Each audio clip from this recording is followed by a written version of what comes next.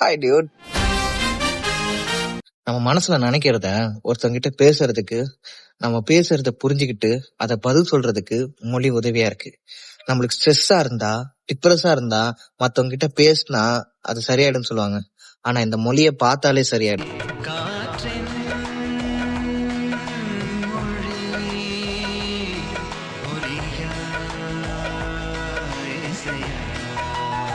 மொழி இது ஒரு ஹோல்சம் மூவி.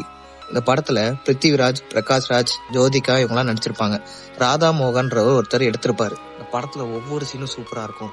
பிரகாஷ் ராஜும் பிருத்திவிராஜும் ஓப்பனிங் சீன்ல ஒரு ரெக்கார்டிங் ஸ்டுடியோல உட்காந்துட்டு ஒரு படத்துக்கு பேக்ரவுண்ட் ஸ்கோர் போட்டுட்டு இருப்பாங்க. அப்புறம் பிரகாஷ் ராஜ் பர்மானந்தம் காமெடி, அப்புறம் பிருத்திவிராஜ் ஜோதிகாவோட லவ் ஸ்டோரி, எம்.எஸ். பாஸ்கர் அவர் பையனோட பேக் ஸ்டோரி,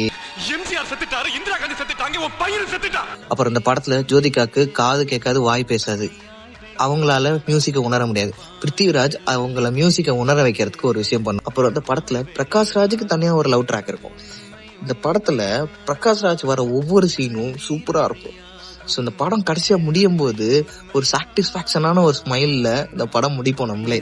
இந்த படத்தை பத்தி பேசிட்டு இந்த பாட்டை பத்தி பேசலன்னா தப்பாயிடும். இந்த படத்துல காற்றின் மொழின்னு ஒரு பாட்டு வரும். அந்த பாட்டுல ஒரு லைன் வரும்.